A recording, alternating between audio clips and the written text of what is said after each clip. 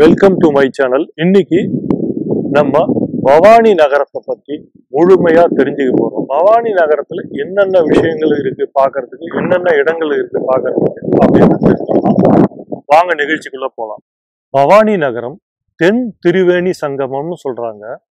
இங்க பவானி, காவேரி, கண்ணுக்கு புலப்படாத அமிர்த நதி, இந்த மூணும் சங்கமமாவது. இந்த இடத்துக்கு பேரு கூடுதுறைன்னு சொல்றாங்க. இந்த கூடுதுறையில சங்கமேஸ்வரர் கோவில் இருக்கு. இங்க இருக்கிற மூலவர் சிவலிங்கம் சுயம்பா தோன்றியதுன்னு சொல்றாங்க. இந்த பவானி நகரம் பல்வேறு சிறப்புகளை பெற்றுள்ளது. 4 மலைகள் சூழ இது மையத்தில் அமைஞ்சிருக்கு இந்த பவானி நகரம். இந்த பவானி நகரத்துல சங்கமேஸ்வரர் கோவில் அல்லாம இங்க வேற ஒரு சிறப்பு இருக்குன்னா, பவானி நகரம் கார்பெட் சிட்டின்னு சொல்லுவாங்க. அதாவது ஜமக்காலம் உற்பத்தி, ஜமக்காலம் தயார் பண்றது, இது போன்ற விஷயங்கள்ல பவானி நகரம் மிகவும் புகழ்பெற்றது. முதல்ல நம்ம சங்கமேஸ்வரர் கோயிலை பத்தி பார்க்கலாம். இந்த சங்கமேஸ்வரர் கோயில் அமைஞ்சிருக்கிற இந்த பவானி நகரம் பல பெருமைகளை கொண்டுள்ளது. முதலாவதாக இது பாடல் பெற்ற திருத்தலமா கருதப்படுகிறது. சோழ நாட்டு கொங்கு தலங்கள்ல பாடல் பெற்ற தலமா இது கருதப்படுகிறது. பவானி தேவார பாடல் பெற்ற திருத்தலங்களில், கொங்கு நாட்டு திருத்தலங்களில் ஒன்றாக கருதப்படுகிறது.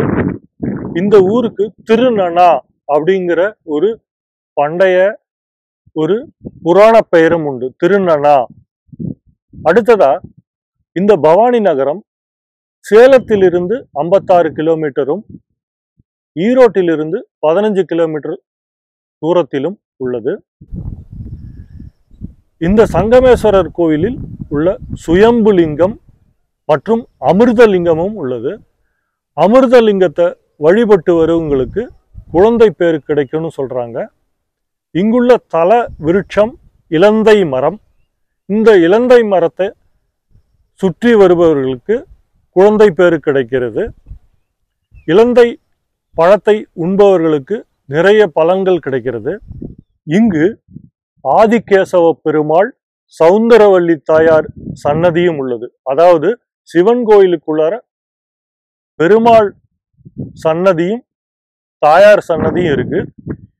இது சைவ வைணவ மதங்களுக்குள்ள ஒற்றுமையை அந்த காலத்திலேயே ப்ரூஃப் பண்ற மாதிரி இருக்கு.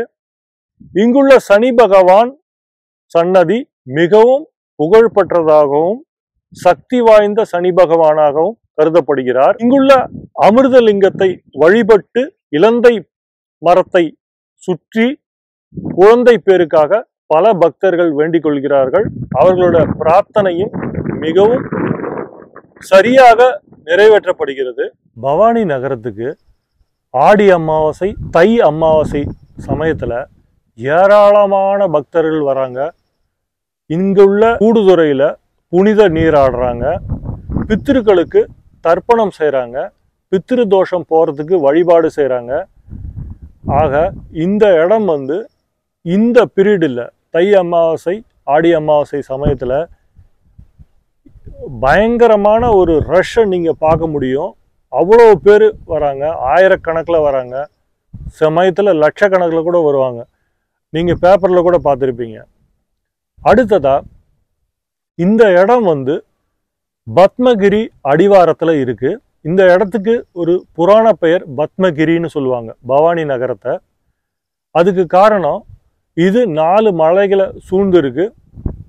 சங்ககிரி, மங்களகிரி, வேதகிரி, நாககிரி அப்படிங்கிற 4 மலைகளை சூழ்ந்து இருக்கு. வட இந்தியாவில் அலகாபாத் நகரத்துல திரிவேணி சங்கமம் இருக்கு. நான் கூட அங்க போயிட்டு திரிவேணி சங்கமத்துல குளிச்சு நீராடி வழிபாடு நடத்திருக்கேன். அந்த திரிவேணி சங்கமத்துல கங்கா, யமுனா, சரஸ்வதி ஆகிய 3 நதிகளும் சங்கமிக்கிறதுனால அந்த இடம் திருவேணி சங்கமம்னு சொல்லுவாங்க. போட்ல தான் நம்ம போற மாதிரி இருக்கும். போட்ல போய் ஒரு பர்டிகுலர் இடத்துல போயிட்டு குளிச்சு நீராடி வரணும். அது ரொம்ப புண்ணியம் கிடைக்கும் திருவேணி சங்கமத்துல. இந்த பவானியை பொறுத்த வரைக்கும் தென்னிந்தியாவோட திருவேணி சங்கமம்னு சொல்றாங்க. தென் திருவேணி சங்கமம்னு சொல்ற பவானி நகரம் இங்கேயும் பார்த்தீங்கன்னா காவிரி, பவானி, கண்ணுக்கு புலப்படாத அமிர்த நதி. இந்த கண்ணுக்கு புலப்படாத அமிர்த நதி பூமிக்கு அடியிலேருந்து கிளம்புதுன்னு சொல்றாங்க. இந்த மூணும் சங்கமிக்கிற இந்த இடத்துக்கு பேர் தான் கூடுதுறை. இங்க வந்து நீராடி இறைவனை தரிசிக்கிறவங்களுக்கு தீமை எதுவும் நன்னாது, அதாவது தீமை எதுவுமே நடக்காது, வராது அப்படிங்கிற பொருள்ல பண்டைய காலத்திலே பாட்டு எழுதி வச்சுட்டு போயிட்டாங்க. அதனாலதான் இந்த இடத்துக்கு ஒரு புராண பெயர் இருக்கு, திருநன்னா. திருநன்னா அப்படிங்கிற ஒரு புனைப்பெயரும் இருக்கு, ஒரு புராண பெயரும் இருக்கு. ஸோ தென் திருவேணி சங்கமமான கூடுதுறைக்கு பக்தர்கள் வராங்க, இறைவனை தரிசிக்கிறாங்க, நீராடுறாங்க, இறைவனை தரிசிக்கிறாங்க. அவங்களோட குறைகள் எல்லாம் நீங்குது. குறைகள் எல்லாம் நீங்கிறதுனால இந்த இடத்துக்கு பேரு திருநன்னான்னு வந்தது. கோயிலோட தென்மேற்கு மூலையில பார்த்தீங்கன்னா ஒரு மேடை இருக்கு. அந்த மேடை மேல ஒரு இலந்தை மரம் இருக்குது. இந்த இலந்தை மரம் தல விருட்சமாக கருதப்படுகிறது.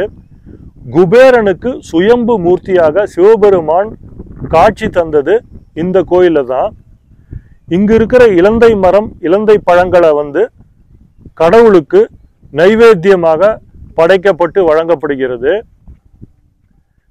ஆக பவானி நகரத்தோட பெருமையாக முதலாவதாக பவானி கூடுதுறையும் சங்கமேஸ்வரர் கோயிலை பற்றி பார்த்தோம். அடுத்தது பவானியோட ஜமக்காலம். பவானியில் தயாரிக்கப்படுற ஜமக்காலம் இந்தியா முழுவதும் விற்பனை செய்யப்படுகிறது.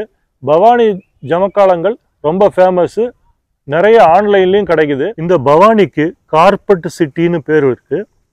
அதாவது ஜமக்காலம் அதிகமாக தயாரிக்கப்பட்டு உற்பத்தி செய்யப்பட்டு இந்தியா முழுவதும் விற்கப்படுவதால இதுக்கு கார்பெட் சிட்டின்னு ஒரு பேர் இருக்கு. பவானி ஜமக்காலம் மிகவும் புகழ்பெற்றது.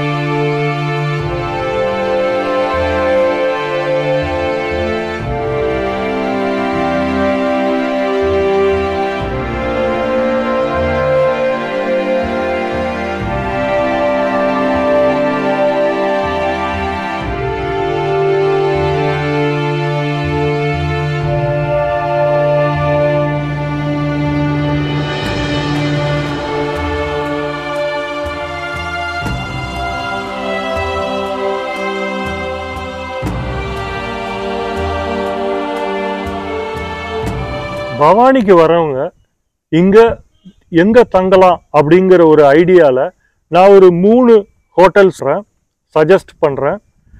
இதில் எது வேணால் நீங்கள் தேர்ந்தெடுக்கலாம். நம்பர் 1 பவியேஷ் பார்க், நம்பர் 2 சக்தி முருகன் ரெசிடென்சி, நம்பர் 3 வர்தா இன் லக்ஸரி ஹோட்டல்ஸ். இந்த ஹோட்டல்ஸில் எது வேணால் நீங்கள் தங்கலாம். எனக்கு இவங்களை பற்றி தெரியாது, பட் நான் கேள்விப்பட்ட வரைக்கும் இவங்க இந்த 3 ஹோட்டல்ஸும் வந்து ரொம்ப நல்ல ஹோட்டல். நண்பர்களே, இது வரைக்கும் பவானி நகரத்தை பற்றி நம்ம சில இன்ஃபர்மேஷன்ஸு பார்த்தோம். பவானி செல்றவங்களுக்கு இந்த இன்ஃபர்மேஷன் யூஸ்ஃபுல்லாக இருக்குன்ற ஒரு நோக்கத்தில் எந்த ஒரு வணிக நோக்கமும் இல்லாமல் தயாரிக்கப்பட்டது தான் இந்த வீடியோ. என்னோட சேனலை நீங்கள் சப்ஸ்கிரைப் பண்ணலன்னா சப்ஸ்கிரைப் பண்ணுங்கள். பெல் ஐக்கானை கிளிக் பண்ணிங்கன்னா நோட்டிஃபிகேஷன் வரும். வேற ஒரு வீடியோவில் வேற ஒரு தகவலோட நான் உங்களை மீண்டும் சந்திக்கிறேன். Until then, bye.